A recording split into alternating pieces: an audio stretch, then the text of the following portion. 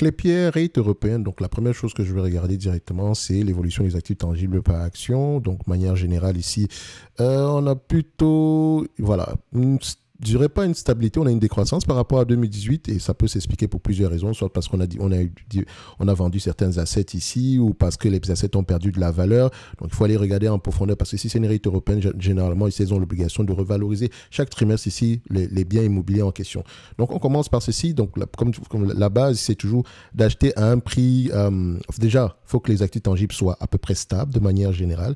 Ici on remarque qu'ils ne sont pas stables, mais enfin par rapport à 2018, ils ne sont pas stables, mais si on les prend par rapport à 2020, ça fait 4 ans qu'on est à peu près 7 milliards 500. OK? Donc, si on prend le price to tangible book value en date d'aujourd'hui par action, donc tangible, on a combien ici per share? On a quelque chose qui se rapproche de 26 euros, 26,50 € par rapport au prix actuel, c'est déjà assez correct. OK? Ça, c'est le premier élément. Deuxième élément ici, on revient là, on prend Klépierre, LI, vous savez qu'on a toujours été optimiste par rapport à cette compagnie, de manière générale. Ce sont les rates, comment on appelle ça, les centres commerciaux, mais centres commerciaux d'assez bonne qualité. OK? Donc, quand tout le monde pensait que, oh, la Covid, etc., on n'en a plus besoin, machin, truc. Klépierre a de très bonnes rates commerciales ici. Donc, enfin, qu'est-ce que je raconte? On a également de très bons assets ici, au niveau des centres commerciaux. Donc, le marché a tendance à payer 12 fois les FFO ici. Donc, en moyenne, ici, pour ce genre d'entreprise, on sera à 15 fois les FFO. Il y a plusieurs raisons pour lesquelles le marché paye 12 fois les FFO sur les dernières années. D'accord? Donc, soit parce qu'il prend en considération la dette, soit parce qu'il y a un problème temporaire ici, la pandémie étant passée par là, etc. D'accord? Il y a de grandes chances qu'elle revienne aux alentours de 15 fois les FFO. Donc, on est à peu près à $40 ici et on sait que les FFO, ce qui compte réellement ici, ce sont les FFO, mais je n'ai pas cette information. Donc, je vais prendre un proxy. Donc, les FFO, ça ne me dérange pas. Donc, ici, 15 fois les FFO, ça donne à peu près 40 € l'action, 40 € l'action moins la dette nette. On va vérifier. Donc, généralement, pour une rate classique, je paye aux alentours de 10 fois les bénéfices. Et encore, ça, c'est sans lire les rapports financiers. Parce qu'après ça, il va falloir regarder derrière la qualité des actifs, etc. De toutes les façons, vous retrouvez ces informations-là dans le pack du débutant, OK, en description de la vidéo. Donc, ici, la dette nette est aux alentours de combien? 27 $. Donc, on a à peu près 27 €. 40 moins 27, ça donne combien? Ça donne à peu près 13 €.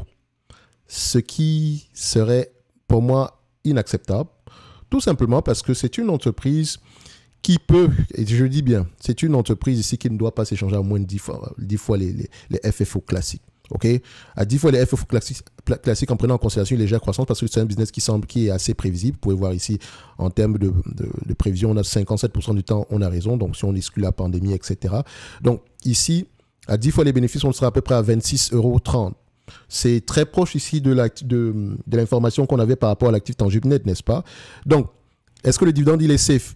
Ici, 80%, en dessous de 80%, ici, les FFO, c'est déjà une bonne chose. Et maintenant, il faut aller regarder la dette, la pondération, la dette, etc. dans le temps. Vous connaissez la chanson.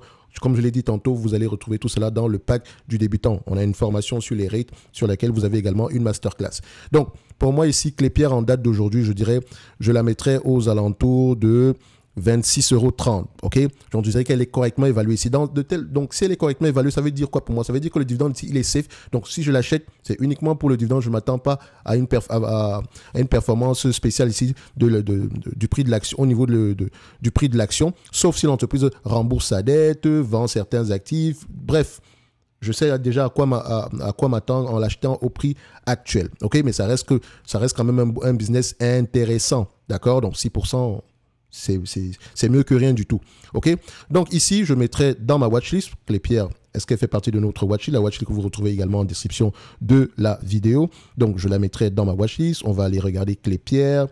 On cherche les rates, voilà. Donc Klépierre, c'est LI, ticker symbole. Je mets d'abord la date d'aujourd'hui. Au moins, quand vous avez accès à la watchlist, vous pouvez savoir que, OK, la mise à jour a été effectuée tel jour. Et si ça date de plus de 3 mois, je peux demander une nouvelle mise à jour. Donc ici, on prend ça, on met 26,3. Ça marquera ici que c'est surévalué, mais au moins, vous savez ce que je pense de la compagnie au prix actuel. D'accord? Merci, au revoir.